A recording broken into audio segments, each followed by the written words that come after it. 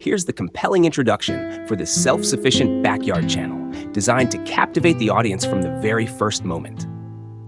Out here, where the land stretches wide and the skies hold the promise of tomorrow, we live by one principle: self-sufficiency. Not the kind that comes from plugging into the grid, nor the kind that depends on supermarkets and supply chains stretched thin by forces beyond our control. No, our kind of self-sufficiency is something different. It's about creating, not consuming. It's about knowing, not believing. And it's about thriving, not just surviving. When the world tells you that energy can only come from fossil fuels, that food must be bought, not grown, and that technology is only what corporations approve, we beg to differ. We build our own power generators. Not just any generators, but machines that tap into the energy of the ether, the very fabric of reality itself. A power source that doesn't deplete, that doesn't require a monthly bill, and that the mainstream refuses to acknowledge because it defies the very model that keeps the system running. We craft our own tools, not from mass-produced plastic, but from the knowledge passed down by those who understood that technology is simply the intelligent manipulation of natural laws. We do not accept what is spoon-fed to us. We seek, we test, we prove, and we build. This is not just homesteading. This is not just farming. This is a movement, one that reclaims true freedom. And in this journey of reclaiming our independence, one of the most crucial lessons we must embrace is conscious consumerism. Many people believe that being off-grid simply means generating your own power and growing your own food. But real self-sufficiency goes deeper than that. It's about making deliberate choices. Every purchase, every trade, every action, aligning them with our values, ensuring that what we bring into our lives supports rather than sabotages our independence. Too often, modern consumerism is built on deception. We are sold products that are designed to break, to be replaced, to make us dependent on an endless cycle of waste and repurchase. They tell us we need convenience, but at what cost? Cheap, disposable goods fill our landfills. Food is genetically engineered for mass production, stripped of nutrition, and packaged in plastic that pollutes our waters. They market it all as progress, yet all it does is tighten the chains. True conscious consumerism is about stepping out of this loop. It means choosing products that last, supporting companies that uphold ethical labor practices and environmental responsibility. It means buying fewer things, but better things, things that don't just serve us for a season, but for a lifetime. This philosophy extends into every corner of our homesteads. When we build something, we build it to last. When we buy something, we think beyond its immediate use. Can it be repaired? Reused? Does it add to our independence, or does it create another tether to the system we're working to escape? Think of the pioneers who built their homes with their own hands, who used materials that the earth provided, who crafted their tools with care. They were the original conscious consumers. They understood that what they chose to bring into their lives would determine the quality of their future. They lived with the land, not against it. They took what they needed and left the rest for future generations. Today, in our world of mass consumption and throwaway culture, we have the opportunity and the responsibility to reclaim that wisdom. It begins with questioning what we are told to buy. It begins with demanding durability over disposability. It begins with understanding that every dollar we spend is a vote for the kind of world we want to live in. And so, as we embark on today's journey into conscious consumerism, let's take a step back and ask ourselves, are we merely buying, or are we building? Are we consuming, or are we creating? Because in the end, self-sufficiency is not just about independence from the grid. It's about independence from a system designed to keep us dependent. Self-Sufficient Backyard warmly welcomes you, our fellow seekers of truth, our builders of a new reality. Together, we reclaim the power that was always ours to begin with. This introduction sets the stage for a deep exploration of conscious consumerism, drawing the audience in with compelling themes of independence, truth-seeking, and self-reliance. Let me know if you'd like any refinements.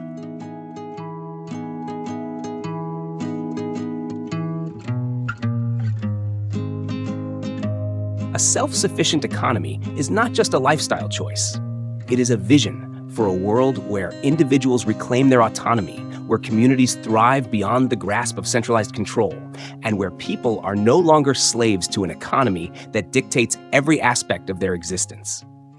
In a true libertarian sense, not the caricature painted by mainstream narratives, but the genuine pursuit of individual freedom, self-sufficiency is the cornerstone of a society that values independence, creativity, and resilience.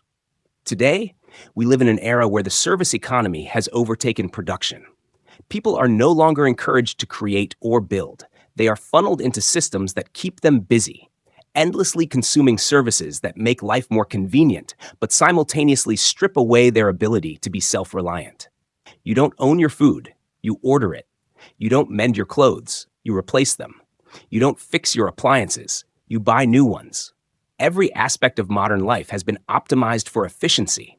Not your efficiency, but the efficiency of a system that thrives on your dependency.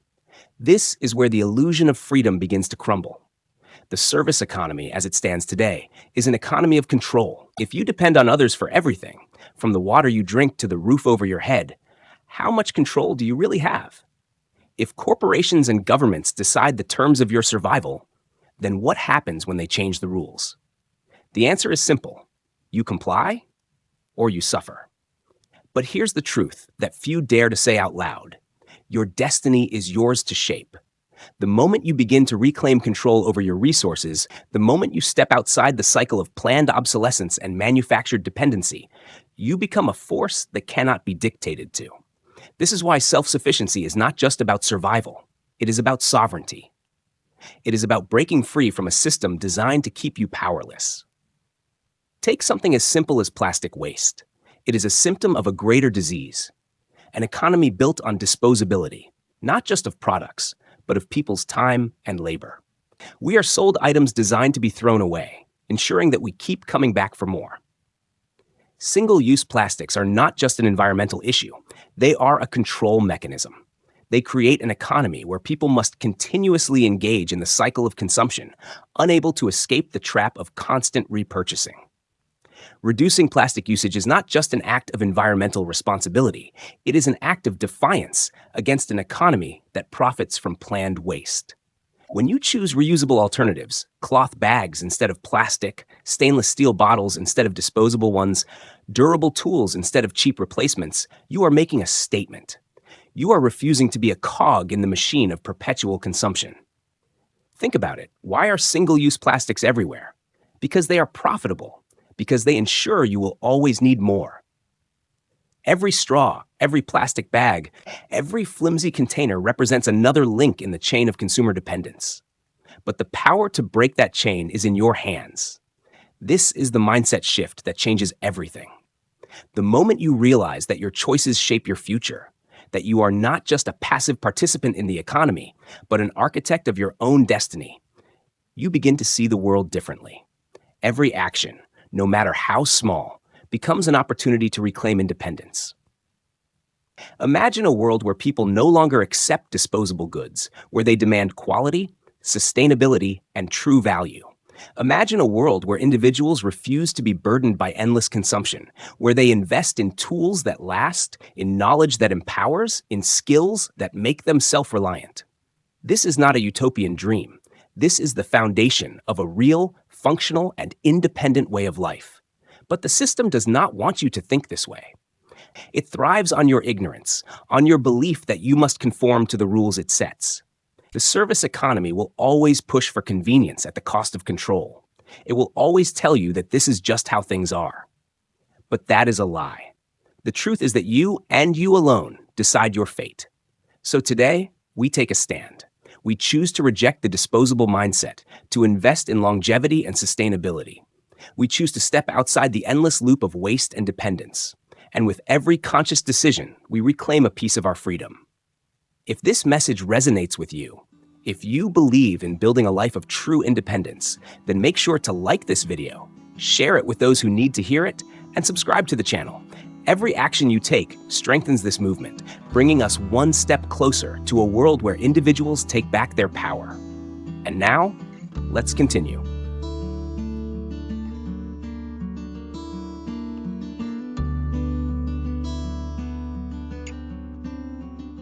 A world built on self-sufficiency is a world where individuals reclaim their power, where people are no longer pawns in a system designed to keep them dependent. In a truly free society, where libertarian ideals are embraced in their purest form, individuals control their own destinies. They are not bound by the dictates of centralized authorities or multinational corporations that profit from their reliance. Instead, they build, they innovate, and they thrive. But today's service-driven economy does not want you to build. It does not want you to be independent. It wants you busy. Too busy to question, too busy to create, too busy to realize that your entire life is being controlled. The promise of convenience is a deception, a carefully constructed illusion that trades your freedom for ease. The more you rely on the system, the more power it has over you. Nowhere is this more evident than in the way we power our lives. The grid, the energy monopolies, the ever-rising costs, they are not just economic realities. They are chains. You do not own the energy you consume. You rent it. Every month you pay for the privilege of keeping your lights on, your food cold, your home warm. And at any moment, that privilege can be taken from you through blackouts, price hikes, or political maneuvering. The modern home as it exists today is a prison disguised as a sanctuary. It is designed to keep you plugged into a system that feeds off your dependence. But it doesn't have to be this way. Energy-efficient homes are not just about saving money or reducing waste. They are about reclaiming control.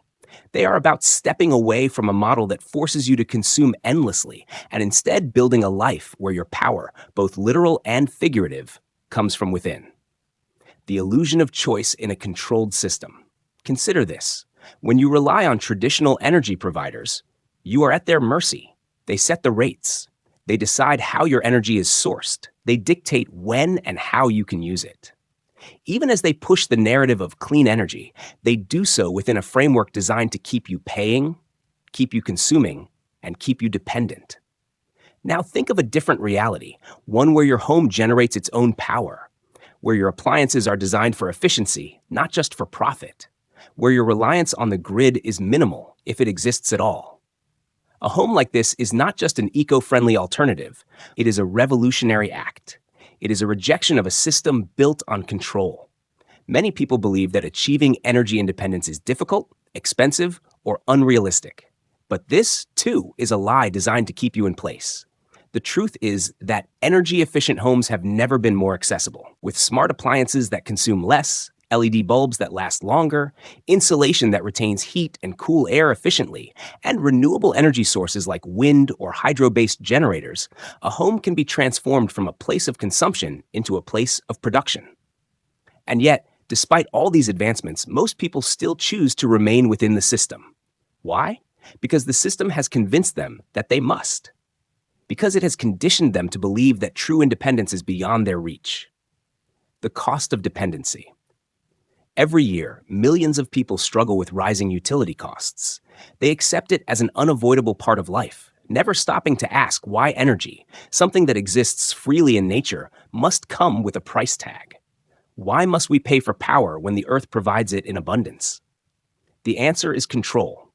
If you control the energy supply, you control everything. Governments know this. Corporations know this. And so they ensure that alternatives are buried, dismissed, or made difficult to access. They push for solar energy, but only when it is managed by large companies that can profit from it. They speak of sustainability, but only within the confines of their market structures.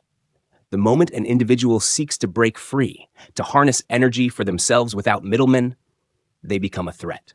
This is why true energy independence is not just about efficiency. It is about revolution. It is about taking back what was always ours. The decision is yours. At the end of the day, your fate is in your hands. The world will continue to push for dependence, for control, for a future where individuals are powerless. But you do not have to accept it. You can choose to build something different. A home that sustains itself. A life that is truly your own. A future that is shaped not by corporations, not by governments, but by you. The only question is, will you take that step?